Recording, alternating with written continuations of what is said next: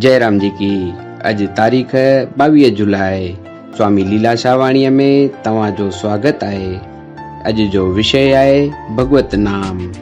स्वामी लीलाशाह महाराज जिन फरमाइनि था त हरि शब्द जा 11 अर्थ आहिनि। भगवान जो नालो हरि छो रखियो अथनि?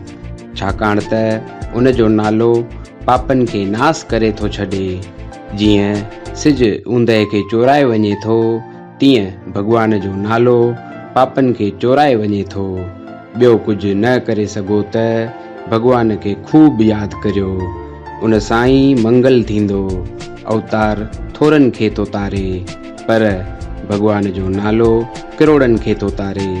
नाम जपण मां ॾाढा फ़ाइदा आहिनि। मन स्थिर थी वेंदो। घर जो कमु कजे त साईंअ जो नालो बि पियो वठिजे। जयराम जी की। जेको सेवा करे थो उन में समाज जो भलो आहे। उहो कुझु करियो जंहिंमें समाज जो भलो थिए। दान ऐं सत्कर्म करियो। जयराम जी की।